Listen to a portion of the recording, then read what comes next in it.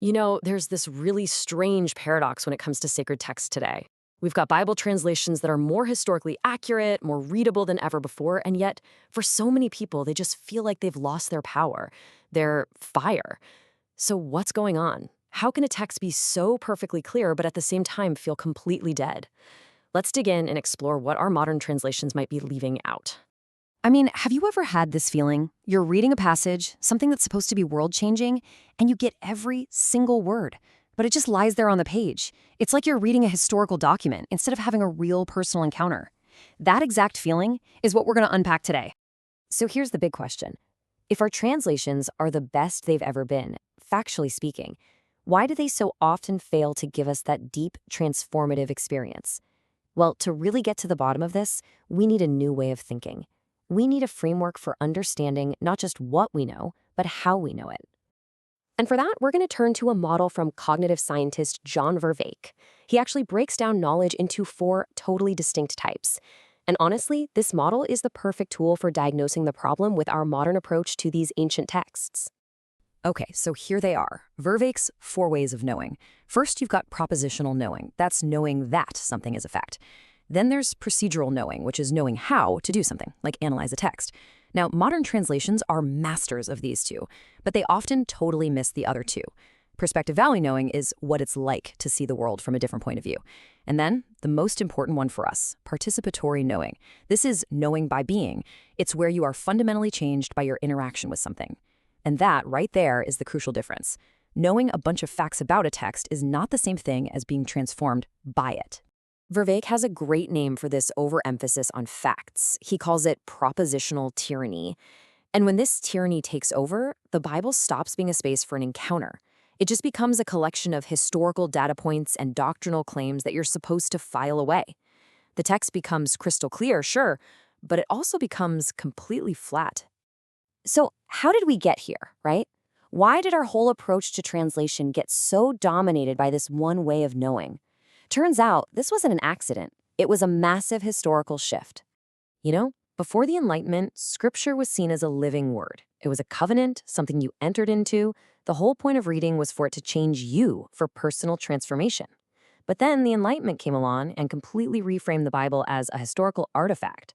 Suddenly, the goal of a scholar wasn't transformation anymore. It was reconstruction, to find the one, single, original, factual meaning of the text. And this shift led to these translation philosophies that put readability above everything else. There's this one called dynamic equivalence, which basically tries to swap out ancient phrases for slick, modern ones. The goal is to make the text totally smooth, easy to read. But here's the problem. In solving every ambiguity for us, the translators remove the very things that force us to slow down, to wrestle with the text, and actually participate in making meaning. But what if the goal was never to solve the text? What if it was to live inside its questions? Well, there's this ancient practice from the Jewish tradition called midrash, and it offers a powerful, totally different way to read, a way that's all about engagement. At the very heart of midrash is this absolutely stunning metaphor.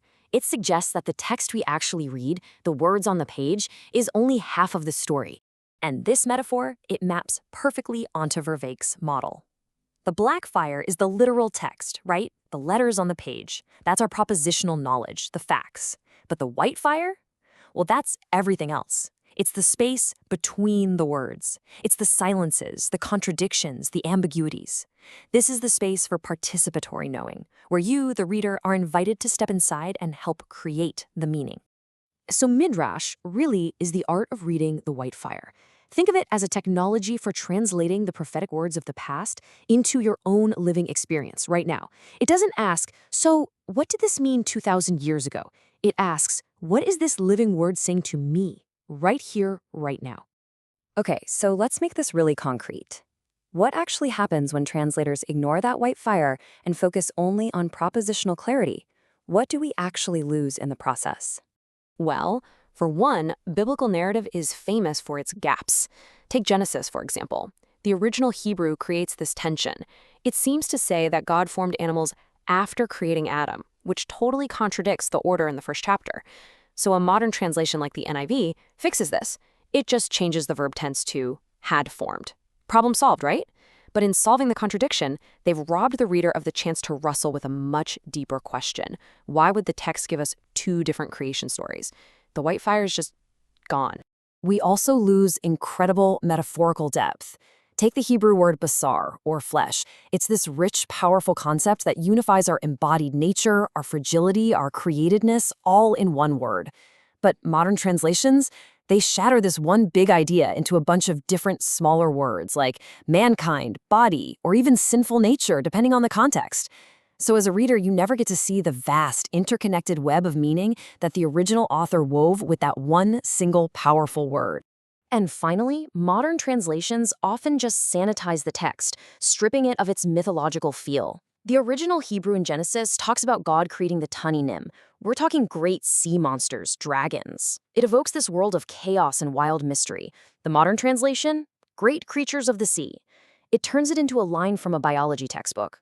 The entire world of the text shrinks to fit inside our neat, rational, scientific worldview, and that sense of awe just evaporates. Looking at these examples, you start to see something really important. The stakes here are so much higher than just some academic debate about translation. This is about our fundamental relationship with language itself, and it goes right to the heart of the modern meaning crisis. The brilliant critic George Steiner once argued that for language to have any real meaning, there has to be a kind of covenant, a deep trust between a word and the world it points to. He called this the real presence. It's this core belief that words aren't just empty symbols, but can actually hold and carry real truth. And without that trust, he said, language just falls apart. And that is exactly what happens when we treat a sacred text like it's just a historical object. We break that covenant. The obsession with propositional clarity treats the Bible not as a presence to be lived in, but as an artifact to be picked apart. And it contributes to this world where we are drowning in information, but absolutely starving for deep, transformative meaning. And all of this leaves us with a final question, really. A question for all of us. What would it look like to read differently? To actively go looking for the white fire in the text that we cherish? What if we approached a book not as something that we need to master, but as something that might just master us? And what in our lives could possibly change if we truly engaged not just for information, but for real, genuine transformation?